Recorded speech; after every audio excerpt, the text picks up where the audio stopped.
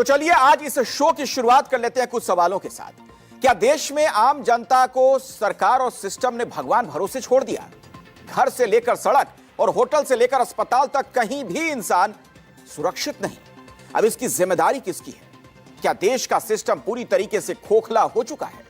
क्या सत्ता में बैठे लोग और सिस्टम चला रहे आला अधिकारी जनता के लिए कुंभकर्ण बन चुके हैं? और सिस्टम की लापरवाही की वजह से हर साल हजारों लोगों की जान जाती है। क्या इसके गुनहगारों को सजा मिलती भी है? कई सवाल हैं ऐसे, लेकिन जवाब दरअसल किसी के पास नहीं, ना तो सरकार के पास, ना ही किसी जिम्मेदार अधिकारी के पास।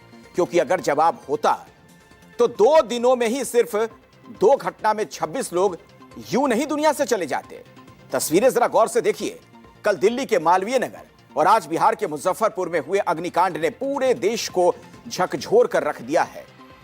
कल जहां दिल्ली में एक होटल में आग लगने से 21 लोगों की मौत हो गई, वहीं आज बिहार के मुजफ्फरपुर में एक निजी अस्पताल के आईसीयू में आग लगने से 5 लोगों की जान चली गई। जी हां, अस्पताल में जहां लोग अपनी जिंदगी बचाने की आस में जाते हैं, लेकिन मुजफ्फरपुर के इस अस्पताल में 5 लोगों की सांस आग में झुलसने और दम घुटने की वजह से थम गई, जबकि 20 से ज्यादा लोग अस्पताल में भर्ती हैं।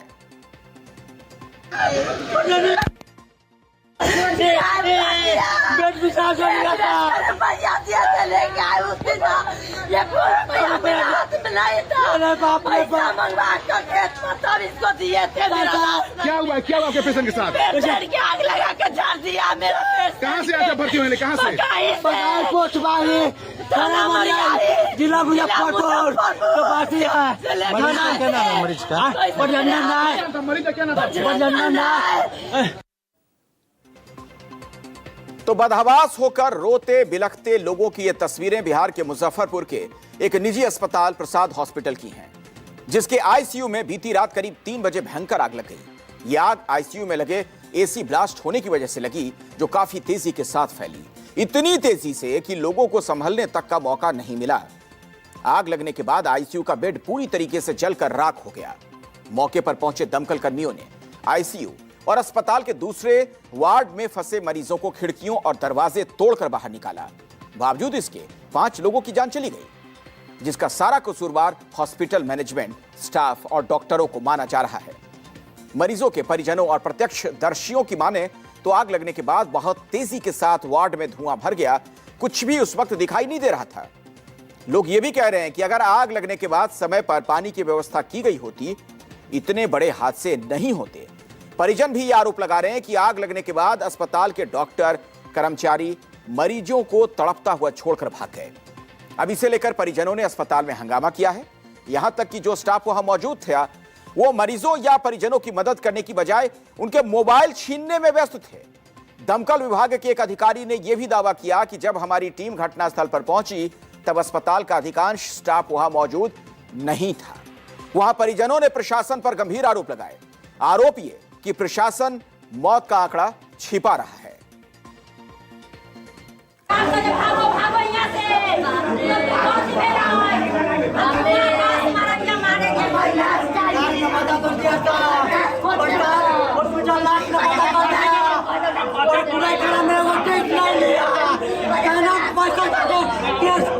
कर दिया।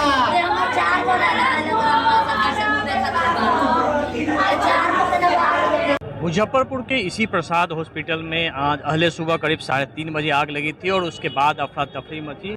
आईसीयू वार्ड जो है वहां आग लगी थी और इस पूरे घटनाक्रम में करीब वहां पर जो मरीज थे वो पूरी तरह से जख्मी हुए। कई मरीज ऐसे हैं जिन्हें दूसरे अस्पतालों में शिफ्ट कराया गया था, उनकी भी स्थिति बेहद नाजुक बनी हुई है। मौके पे आलाधिकारी पहुंचे और इसके बाद एफएसएल की टीम फिलहाल मौके पे पहुंची है। वो यहाँ अंदर जाँच कर रही है, क्योंकि जहाँ पे ये घटना घटी थी वो 4थी मंजिल पर थी और वहाँ पर बताया जा रहा है कि सबसे पहले आईसीयू में अंदर से धुआं निकलना शुरू हुआ था और उसके बाद मरीजों ने जब चिल्लाना शुरू किया, उस वक्त अफरा तफरी मची थी। आईसीयू में किसी को जाने नहीं दे रहा था। ये सब गार्ड की गलती है। जब आग लगा तो उसको जाने देना था। हम लोग आईसीयू में थे, हम उठा के अपना मरीज को ला सकते थे। सब भाग गया गार्ड सब। मेडिकल का कोई स्टाफ वहाँ पे नहीं थे, 1-2 थे। सब अपना 3 से 4 का टाइम था, तो उसी में अचानक आग लगा, धुआं हुआ। उसके मतलब धुआं से ही जितने पेशेंट थे सबको मतलब घुटन सा होने लगा।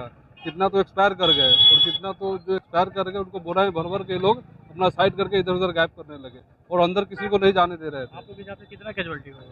कम से कम 10 तो कम से कम है, मतलब ज़्यादा। ये सबसे कम मतलब जो आइडिया है 10 का है। ये लोग किया क्या है, किसी को अंदर नहीं जाने दे रहे थे, सबका मोबाइल छीन छीन के सबको भगा रहे थे और कितने बॉडी को तो बोरा में पैक करके मतलब बाहर फेंक दिए। हॉस्पिटल वाले लोग? हाँ, हॉस्पिटल वाले लोग, और सबका मोबाइल भी छीन लिए हैं।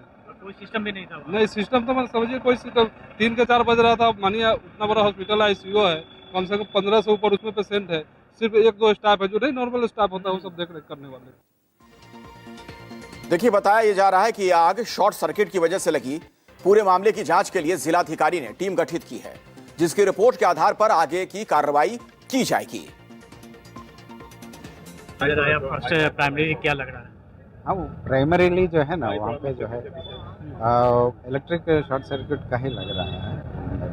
डीएम सर द्वारा एक टीम का भी गठन कर दिया गया है, 5 सदस्यीय टीम का, जो इस पूरी घटना की जांच करेगी और क्या रीजन रहा है, क्या है, उसका रिपोर्ट देगी और इस फर्दर उस हिसाब से कार्रवाई की जाएगी। अभी तक क्या लेटेस्ट नजर आया है? जो फर्दर प्रिलिमिनरी जो हम लोग ने देखा है उसमें ये पता चला है कि शॉर्ट सर्किट का रीजन रहा है और ASL की टीम भी जो गई है तो वो भी वहाँ पे चेक कर ली है। देखिए, अब जांच तो होती रहेगी, लेकिन बड़ा सवाल यह कि जो जिंदगियां चली गईं, क्या अब वो वापस आ पाएंगी? साथ ही अस्पताल में लगी भीषण आग ने स्वास्थ्य व्यवस्था और सुरक्षा मानकों पर भी गंभीर सवाल खड़े कर दिए हैं। आखिर अस्पताल में आग कैसे लगी और क्या सुरक्षा इंतजाम पर्याप्त थे? इसकी जांच अब प्रशासन कर रहा है, लेकिन परिजनों की माने तो सबसे बड़ी वजह फायर कंट्रोल सिस्टम का फेल होना है, क्योंकि जब आग लगी तो अस्पताल का ऑटोमेटिक फायर फाइटिंग और अलार्म सिस्टम पूरी तरीके से फेल था।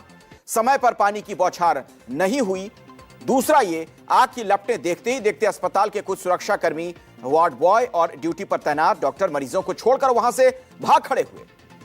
तीसरा यह है कि चौथी मंजिल पर वेटिंग हॉल था, 5वीं पर ICU, जहां से छत और नीचे जाने वाली सीढ़ी का मेन गेट बंद था।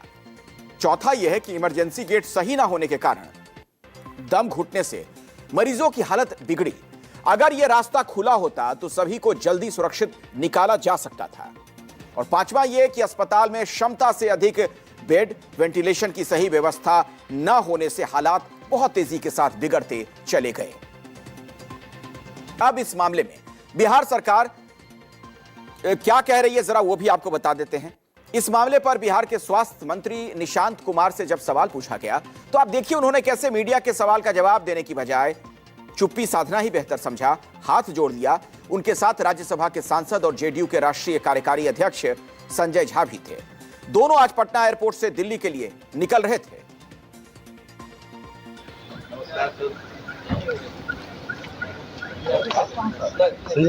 सर मुजफ्फरपुर के ICU में सर भीषण आग लगी है, 3 लोग की मौत हुई है सर।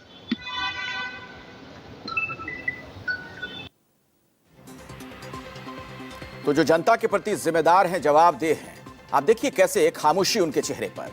खैर, मुजफ्फरपुर के अस्पताल अग्निकांड में प्रशासन और सरकार जनता के लिए कितनी तंदुरुस्त है ये तो आप देख चुके हैं, लेकिन अधिकारी अपनी सुख सुविधा के लिए कितने फिक्रमंद हैं ये भी देख लीजिए। प्रधानमंत्री नरेंद्र मोदी ईंधन बचाने की बात करते हैं। ये देखिए मुजफ्फरपुर कमिश्नर की गाड़ी है, पिछले आधे घंटे से यहाँ लगी हुई है। इसमें गाड़ी में कोई नहीं, AC इसका ऑन है। और ये देखिए ये कमिश्नर की गाड़ी आधे घंटे से ऑन है, इसका AC ऑन हुआ है।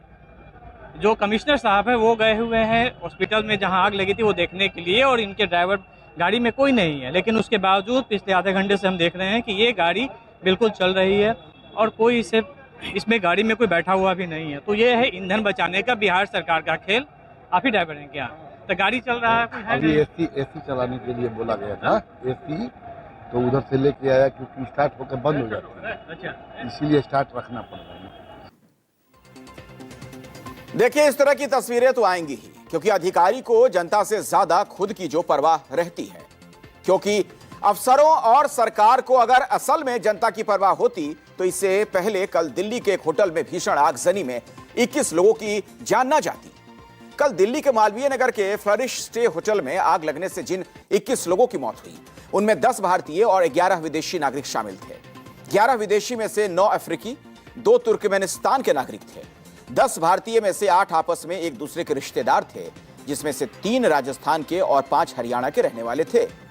गुरुग्राम के सेक्टर 46 के रहने वाले सीए विवेक अग्रवाल मैक्स हॉस्पिटल में भर्ती पिता का हालचाल लेने आए थे। उनका परिवार इसी होटल में ठहरा था। विवेक अग्रवाल, उनकी पत्नी तर्जनी अग्रवाल, मां प्रेमलता, बेटी जीविशा और वार्या, वहीं मौसा झावेरी, मौसी कमला और मामा अशोक पंसारी भी इसी होटल में रुके थे। सबकी जान चली गई। शव एक एक कर एम्बुलेंस से लाया गया। फिर गुरुग्राम के शमशान में 5 चिताएं जली। सभी का अंतिम संस्कार किया गया। सीए विवेक अग्रवाल की पत्नी तर्जनी अग्रवाल साल 2023 में मिसेस इंडिया का खिताब जीत चुकी थी। साथ ही वो मॉडलिंग भी किया करती थी। दिल्ली के इस होटल में लगी आग की भयावहता का अंदाजा इस बात से आप लगा सकते हैं कि आग बुझने के बाद भी मंजर इतना भयानक था कि कमजोर दिल वाला इंसान अंदर का हाल नहीं देख सकता था। अंदर इतना धुआं भरा हुआ था कि सांस लेना मुश्किल था। फर्स्ट फ्लोर के रिसेप्शन पर बैठी लड़की उसी हालत में जली मिली जैसा वो अग्निकांड के पहले अपनी सीट पर बैठी रही होगी। आज जब इस पूरे मामले की जांच चल रही है तो एक एक कर कई खुलासे भी हो रहे हैं। अभी तक की जांच में खुलासा यह हुआ कि जिस बिल्डिंग में यह होटल चलाया जा रहा था वहां दिल्ली पर्यटन विभाग से बेड एंड ब्रेकफास्ट यानी कि B&B का लाइसेंस लिया गया था। लेकिन इस लाइसेंस पर रेस्टोरेंट और पूरा होटल खड़ा कर दिया गया, जिसमें खुलकर नियमों की अनदेखी की गई।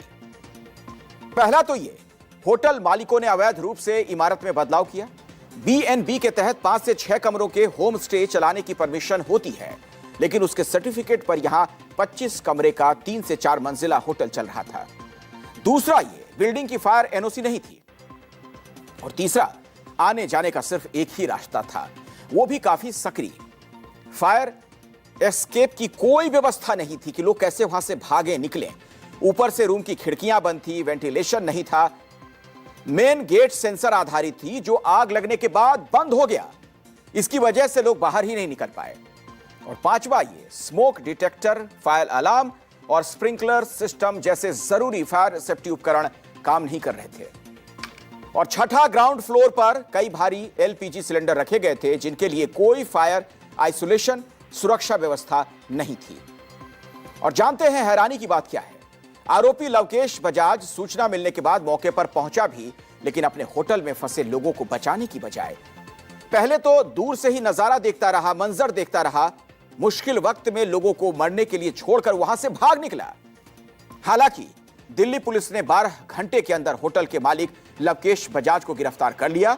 आज कोर्ट ने आरोपी लवकेश बजाज को 4 दिनों की पुलिस रिमांड में भेज दिया है। इस दौरान लवकेश बजाज ने कहा कि होटल का कामकाज वो नहीं बल्कि मैनेजर जय मिश्रा देखता था। जय मिश्रा फिलहाल घटना के बाद से फरार है, जिसकी तलाश के लिए पुलिस ने 5 टीमें बनाई हैं।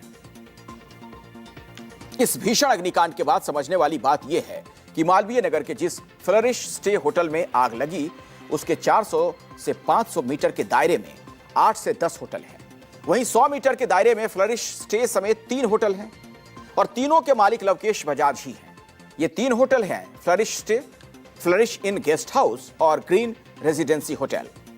इतना ही नहीं, इस इलाके में और भी जो होटल हैं वो भी 100 से 150 गज के छोटे छोटे प्लॉटों पर 40 से 50 कमरों में चल रहे हैं। तो सवाल यह है कि इतने कम जगहों में ये होटल कैसे खड़े कर लिए गए? सवाल तो यह भी है कि जिन इमारतों में फायर सेफ्टी के बुनियादी इंतजाम तक नहीं थे, फायर फाइटिंग उपकरण नहीं थे, वो होटल आखिर किसकी अनुमति से संचालित हो रहे थे? तंग गलियों के बीच बनी इन बहुमंजिली इमारतों का निर्माण कब हुआ, कैसे हुआ और संबंधित विभागों को इसकी जानकारी क्यों नहीं हुई?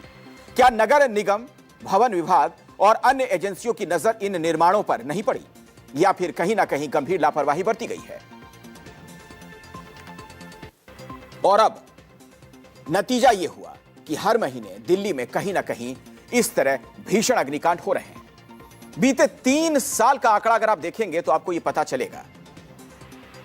दरअसल दिल्ली में 2024 में जहां अग्निकांड में 113 लोगों की मौत हुई, वहीं 2025 में 71 और अब 2026 के इस 6 महीने में ही 66 लोगों की जान जा चुकी है।